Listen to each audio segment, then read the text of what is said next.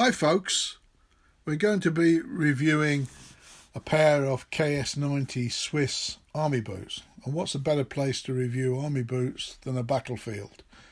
Although this one's not in Switzerland, it's in central England. Now the Swiss were fairly famous during the Middle Ages for their mercenary troops being used by various kingdoms and princes throughout Europe.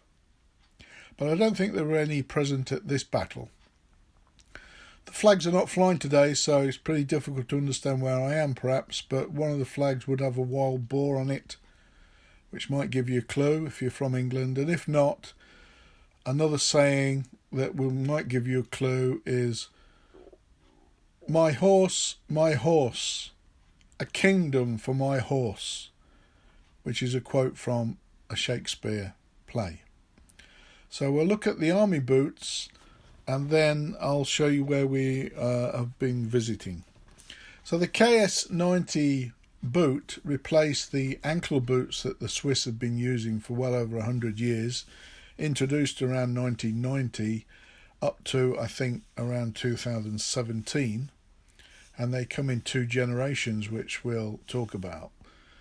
These boots, being Swiss, as you probably would expect, are a very high quality boot. I think the Swiss put a lot of time and effort into thinking through a real improvement over their their ankle boots, which were really the old school basic boot.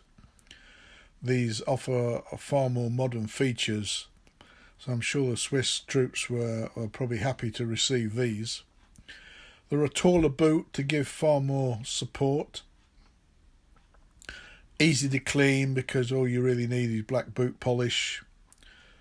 They have the D-rings at the bottom as a lacing system, then a brake with the lacing, and then the closed tunnel speed lacing at the top, and there's a locking cleat there to lock them in. Made from pebbled leather, very thick midsole, which we'll talk about. You can see a size on the bottom there and a year, which we'll also see inside, with a licensed Vibram outsole for obviously the mountainous conditions in Switzerland. Taller to give good ankle support, softer leather as well. This particular pair has been manufactured by Manova in 2014, and you can see the size there, 280 in the width 7th. The insole's fairly basic. It's a felt type insole, very thin. I might think about replacing them at some time. Overall, the construction looks to be very good. They have the same area of vamp close to keep the mud and the snow out like the ankle boots, just to cover the tongue area.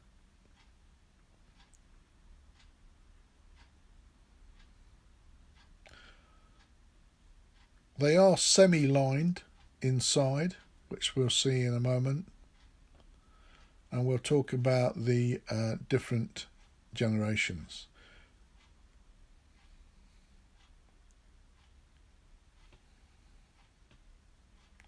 They are coming more readily available on the UK surplus market because the Swiss were looking to move over to another new boot, and we can see the lining there, part of the lining where the ankle, to protect the ankle area.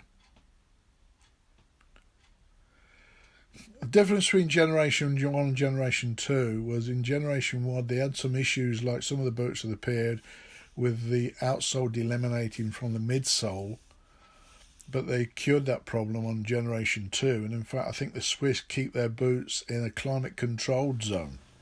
Probably the only army that thinks about doing that. Stitched in tongue, quite high up to keep the water out, so these are a very waterproof boot if you keep them treated on a regular basis.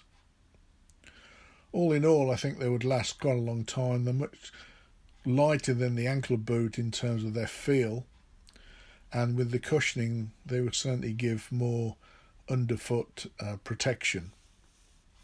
There's no cushioning inside the boot, that's apart from that leather lining, but a smart looking pair of boots, which I'm sure will give some quite good service.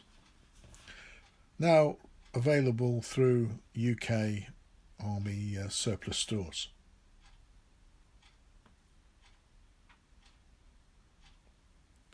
So you can tell the Generation 1 and 2 really only by the year of the manufacturer. It's very difficult, I think, to tell from the appearance. So from 2010 onwards, they really are Generation 2, which is what you probably want to be looking for if you're thinking about buying a pair of these, to avoid any delamination problems with the outsole from the midsole. And I think only one manufacturer made the Generation 2, the Minerva. So just some brief information about where we are today. This is the Battle of Bosworth Field between Richard III, who was the king at the time in England, and Henry Tudor. And the date of the battle was the 22nd of August, 1485. And we're on top of what's called Ambion Hill, where Richard was thought to be encamped with his army, which I think was believed to be sort of 67,000 strong. And in recent years, there's been a lot of discussions about where the actual battle site took place. And they seem to have moved the actual site of the battle 2 or 3 kilometres from where they originally thought, because they found some more artefacts, including the personal emblem of Richard's bodyguard, which was a wild boar, which would have only been in the place where Richard himself was. There is a sort of battlefield tour, which doesn't really encompass the total battlefield because that's a lot on private land, but there is a sort of 2 kilometre tour you can do, self-guided walk tour.